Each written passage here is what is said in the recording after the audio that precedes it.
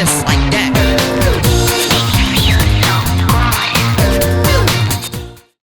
Eh bien, bonjour tout le monde, on se retrouve sur ce merveilleux lever de soleil pour cette partie de Sim Park Tycoon 2 avec notre merveilleux parc d'attractions, notre zone d'entrée, nos éclairages, nos attractions, tant de choses que nous nous retrouvons chaque semaine maintenant, oui, parce qu'on va reprendre un petit peu le rythme de chaque semaine, mais bon, n'hésitez pas à me suivre sur mon compte Instagram et à me suivre sur mon compte YouTube évidemment ici, donc à vous abonner à cette chaîne pour ne pas manquer, voilà, tous les petits posts, hein. Généralement c'est là où vous allez être informé, j'ai envie de dire, au plus vite de la fréquence de sortie des épisodes de Sim Park Tycoon 2.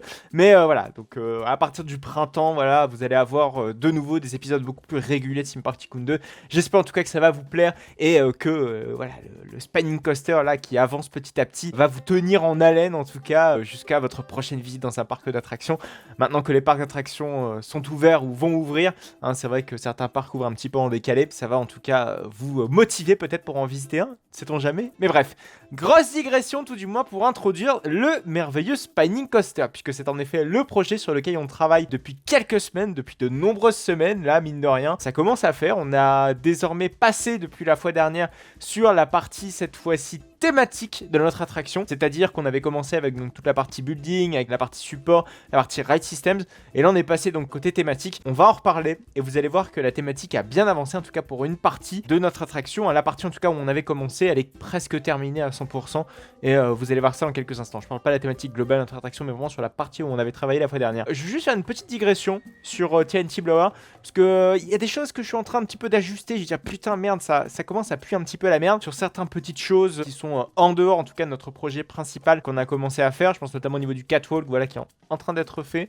Je suis pas tout à fait satisfait du résultat, ça faut quand même se l'admettre, mais il est peut-être un petit peu mieux que l'ancien, voilà. Donc il y a quelques petites réflexions que je suis en train de refaire en parallèle dans notre parc d'attractions, mais je pense qu'une fois que le Spinning Coaster sera terminé, il y a des grosses rénovations à faire, notamment côté TNT Blower, ou en tout cas des attractions qu'on envisage, voilà, de conserver à long terme dans notre parc d'attractions. TNT Blower en fait partie, mais il y a d'autres attractions où j'aimerais un petit peu passer un petit peu derrière, mais ça, à ma foi, j'y travaille un petit peu en parallèle, au-delà de notre Spinning Coaster. Voilà, en parlant de celui-ci, on va quand même aller s'y diriger, on va traverser la zone New York, la zone Atlantis, et on va aller un petit peu donc parler de notre nouvelle attraction.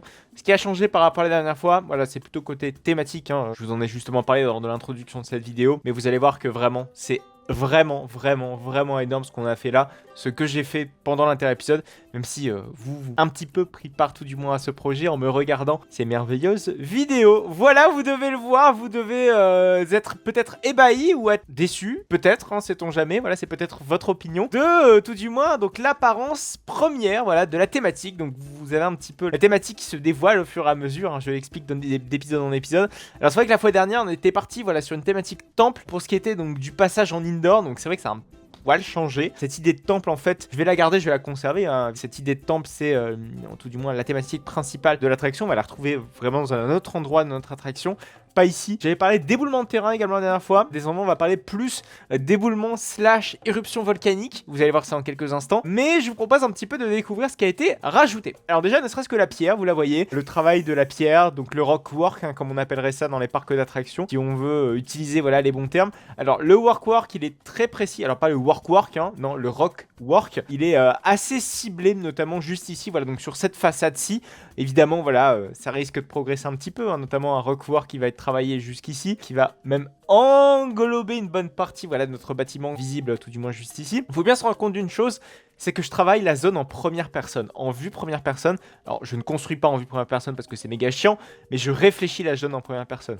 C'est-à-dire que quand je vais être comme ça et que vous allez voir des petites imperfections, genre par exemple un support, voilà, qui est peut-être un petit peu mal fait, par exemple ici, voilà, on voit le support ici, on voit un gros trou, on se dit putain merde, ça aurait pu être thématisé.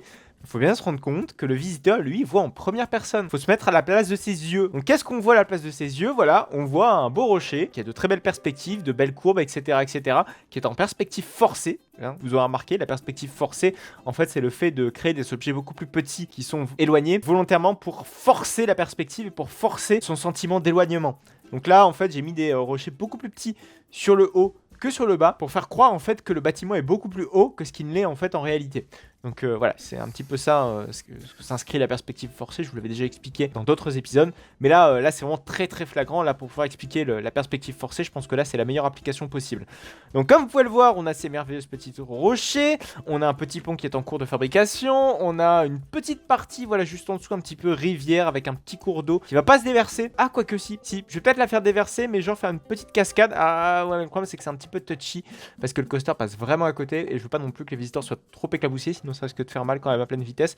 Faut bien se rendre compte, un taron, c'était très très bien calculé. Vous savez, juste après le second launch, on a une petite cascade et cette cascade, elle vous arrive pas en pleine figure d'un coup. Elle est vraiment, c'est 2-3 petites gouttelettes et elle est suffisamment bien placée pour éviter que ce ne soit une catastrophe au niveau de votre visage. Le but, c'est pas de vous agresser avec l'eau. Voilà, mais bref, j'ai fait une petite digression sur cette cascade, mais de toute façon, c'est pas encore le sujet aujourd'hui. Alors, comme vous pouvez le voir également, j'ai rajouté petits lampadaires. Alors ça, c'est des lampadaires custom, oui, que j'ai fait par moi-même, qui seront donc les lampadaires standards de la zone. Donc, je les ai groupés, et je me suis dit, ok, on va les copier-coller, on va les mettre un petit peu où on veut, et à des endroits, voilà, qui sont un petit peu cohérentes. On va pas les mettre non plus trop n'importe comment. Des endroits, voilà, où on pourra accueillir un lampadaire. Et vous voyez que j'ai fait différents types de lampadaires. Il y en a deux très exactement. Alors, même si en soi, ces deux lampadaires sont duplicables, je voulais faire une petite variante, notamment ici, voilà. Donc là, c'est la variante avec un seul lampadaire, donc une seule source lumineuse, même si en réalité il y en a 3, vous l'aurez remarqué. Mais bon, je pouvais pas faire autrement malheureusement. J'ai fait ce que j'ai pu au niveau du design, même si j'aurais aimé, voilà, avoir quelque chose de fermé avec une vitre. Pas possible. Donc ça c'est la version, donc il y a un lampadaire, et ça c'est la version donc avec 2 points lumineux, donc juste ici. Bon, en soi rien de bien sorcier, mais ça vous permet un petit peu de visualiser comment je travaille, voilà, ces petits lampadaires. Et en soi, voilà, je vais pas non plus créer des variantes, des sous-variantes avec des longueurs de bois différentes. Je pense que déjà là c'est suffisant. Vous avez remarqué un petit peu la technique que j'ai utilisée pour ce merveilleux lampadaire, c'est que j'ai ni plus ni moins donc créé donc déjà dans un premier temps la partie donc en bois, et ensuite j'ai mis, si vous voulez, une petite sous-couche. Voilà, je suis en train de faire une petite correction parce que je me suis rendu compte que malheureusement il en manquait un. Donc une petite sous-couche avec des cordes, ce qui crée en fait une impression de solidarité, va-t-on dire, ou en tout cas de fixation, voilà, entre les différents éléments, ce qui n'est pas du tout le cas. Là on est vraiment sur un cas 100% où on colle les formes primitives les unes à côté des autres et basta quoi. Mais en réalité, voilà, j'essaie un petit peu de donner une impression inverse, c'est-à-dire avec des éléments qui se solidarisent entre eux, avec de la corde, avec des agrafes, avec des vis, avec des clous, voilà, ce genre de choses. C'est pour ça que désormais j'essaie de faire plus attention, du moins aux fixations au niveau des supports du coaster. Comme vous pouvez le voir, ces merveilleux supports sont thématisés ou sont en tout cas colorés d'une couleur, voilà, jaunâtre. C'est vrai que leurs domaines d'application ne sont pas non plus énormissimes. Voilà, j'ai voulu garder, voilà, un champ d'action qui soit plutôt restreint. Ce qui n'est pas pour me déplaire, franchement, c'est amplement suffisant. Ça, c'est clair et net. Ce qui a également été fait, ça se passe au niveau, voilà, juste ici au niveau du virage.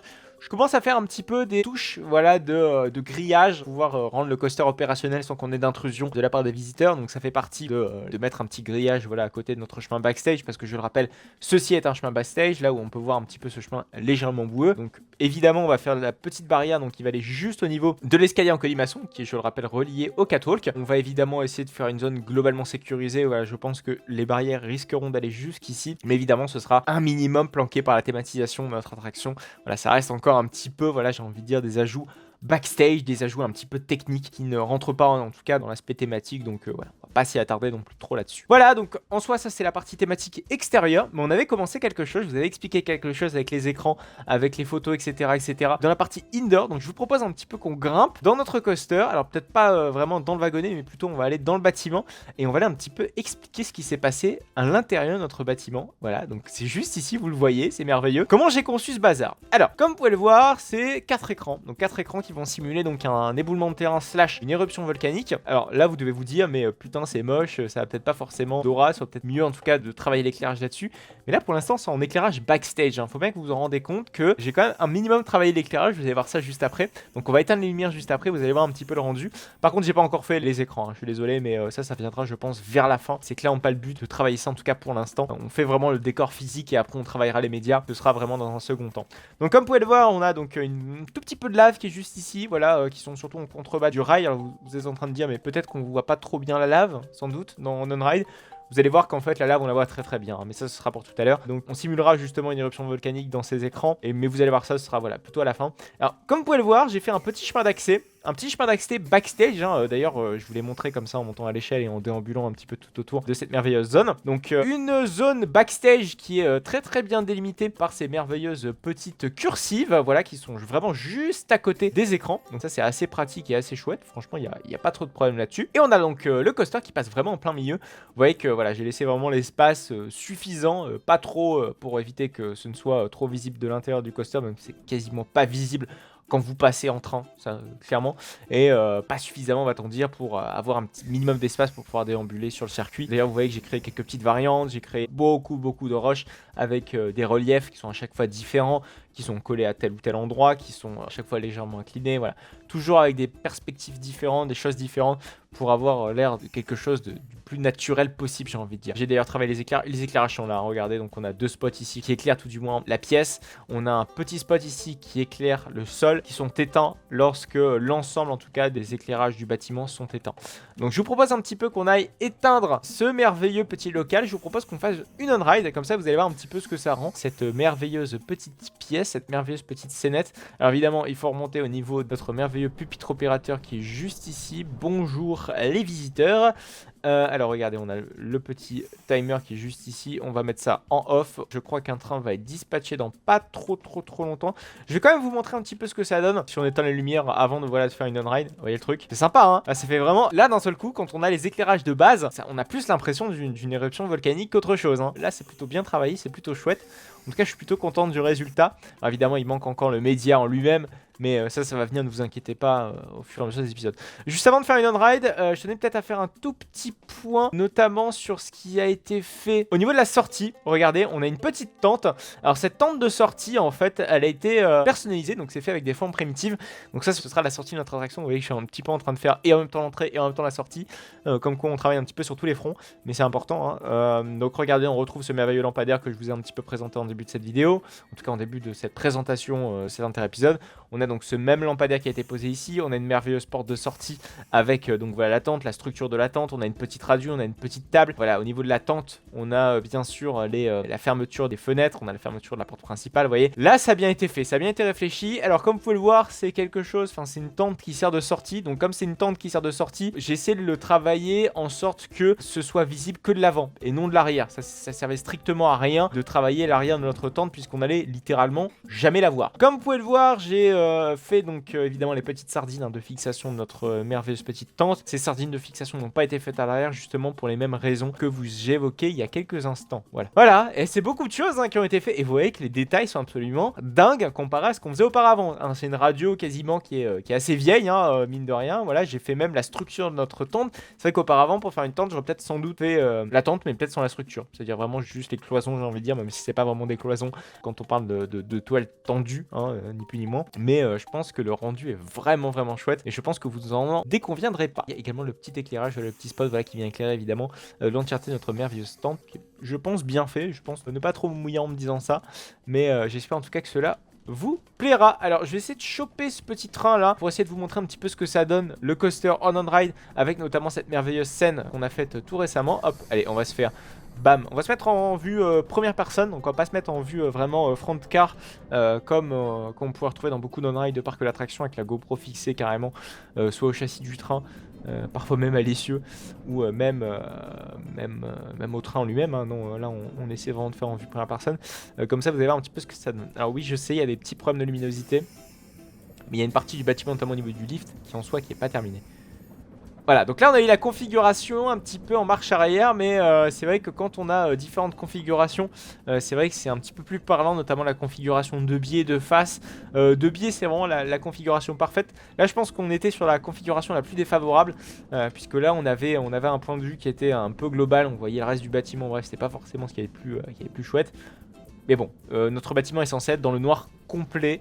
Donc voilà, on va dire que c'était tout du moins pendant encore la phase de travaux. Mais vous voyez un petit peu voilà, ce que donne en tout cas l'attraction, tout du moins dans cette configuration-ci. Voilà, donc quelques petits virages évidemment, juste histoire de arriver en station. Voilà, donc on risque de ne plus trop tarder. Voilà, je rappelle, le coaster continue de spinner, hein. Ça c'est vrai que ça peut ne pas logique, mais le coaster continue de spinner. Voilà, c'est merveilleux. Alors, Ce que l'on va faire aujourd'hui, c'est-à-dire pas grand-chose, hein, parce que c'est vrai que la vidéo touche quasiment à sa fin. On va vraiment travailler, on va vraiment plutôt vous montrer un petit peu les perspectives que risque de prendre notre merveilleux coaster sur la suite du parcours, sur la suite de notre zone thématique. Hein. C'est vrai qu'il y a des choses qui n'ont pas été complètement terminées au niveau de ce rocher-ci. Voilà, je compte complètement terminer et faire de la roche, voilà, qui descend jusqu'au bout. D'ailleurs, je vous ai pas montré, mais il y a de l'éclairage qui est un petit peu planqué par-ci par-là. Par contre, là, rien n'a été fait. Ne vous inquiétez pas, ça arrivera. On parlera de la file d'attente peut-être un petit peu plus tard. Là, c'est pas encore tout l'objectif. Là, je vais vraiment travailler, voilà, sur l'aspect extérieur de notre attraction, avec notamment la petite façade qu'on va faire juste ici. Et dans cette merveilleuse façade qu'on va faire ici, on va reprendre exactement la chose que je vous en ai parlé la fois dernière, c'est-à-dire un aspect temple abandonné, un aspect temple, voilà, un petit peu mystérieux avec des choses qu'on pourrait s'y cacher à l'intérieur, pourquoi pas un trésor, voilà, mais un temple maudit, parce qu'en fait ce temple il est maudit tout simplement parce que c'est lui qui nous donne cette malédiction qui va nous hanter tout du moins jusqu'à la fin de notre parcours, puisque c'est en fait cette malédiction qui va nous rendre malheureux, j'ai envie de dire, et qui va déclencher donc toutes ces péripéties, toutes ces catastrophes naturelles qui sont bien présentes, hein, mine de rien, à notre attraction. Alors, je vous propose un petit peu donc de créer les mêmes briques qu'on avait créées la fois dernière. Alors c'est des briques qui sont rien de bien sorcier en soi. Regardez, donc ça c'est la première brique. Merde, par contre la brique est beaucoup trop collée, et ça je ne voulais absolument pas que ce soit le cas, à notre bâtiment. Alors attendez, enfin regardez plutôt à notre pilier. Alors je vais faire ça de mon côté, comme ça va vous permettre de reprendre le fil de la chose. Bim, bim, bim, bim et bim. Voilà, donc ça ce sera vraiment la base, j'ai envie de dire, un petit peu de notre attraction, avec nos merveilleux un petit peu briques qui vont constituer en fait le bâtiment, qui vont constituer le temple. Alors je vais évidemment créer des petites variantes de ces briques. Alors regardez, en fait on va faire ni plus ni moins que la moitié de celle-ci, bam, et on va créer hop l'autre moitié de l'autre côté. On va légèrement... Ah putain, je pensais que ça allait pas être réduit. Putain, mais si, mais c'est parfait. Oh, excusez-moi pour ces gros mots peut-être un petit peu trop tendus, vous m'en excuserez. Hop, on peut refaire la même chose de l'autre côté. Voilà, comme ça donne un petit peu de variante. Voilà, donc ça fait partie donc des piliers qui vont constituer une bonne partie de la thématique, en tout cas de cette partie de notre attraction. On va pas mettre ça en roche, on va mettre ça... Ouais, si, en roche, c'est pas mal. Bon, de toute façon, je réfléchirai à tout ce qui est colorimétrie, tout ce qui est esthétisme, voilà, de notre attraction, ne vous inquiétez pas, ce sera fait en temps et en heure de mon côté, et sans doute que cette façade-ci sera déjà très bien avancée, mais ça ce sera pour la fois prochaine, donc ne manquez surtout pas le prochain épisode de Sim Park Tycoon 2, évidemment en vous abonnant à cette chaîne pour ne pas manquer donc évidemment cette série, hein, mais ne pas manquer évidemment les prochains épisodes de Sim Park Tycoon 2, et évidemment les autres vidéos, notamment des trips parcs nautiques. On va aller visiter le parc Astérix, on va aller visiter Walibi Belgium, Europa Park également, bref un programme très dense en perspective, beaucoup de visites de parcs d'attractions évidemment pour ce début de saison, puisque c'est là où les nouveautés vont commencer un petit peu à popper. Ils vont arriver au fur et à mesure de la saison, on va arriver un petit peu je pense à la fin des pics de nouveautés quasiment au niveau du mois de juin. Généralement juillet août toutes les nouveautés sont déjà opérationnelles,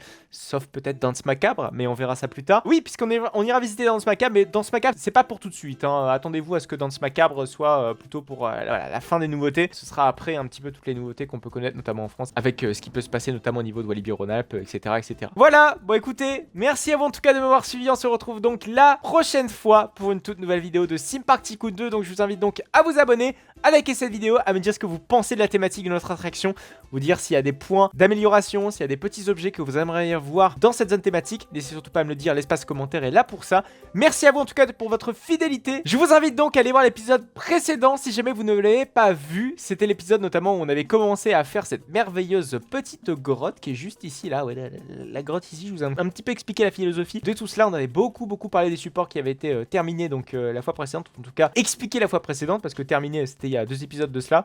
Bref, ça commence à faire mine de rien. Je vous invite donc à aller voir cette vidéo qui va s'afficher juste à votre droite. Il ne vous reste donc plus que quelques secondes pour aller voir celle-ci.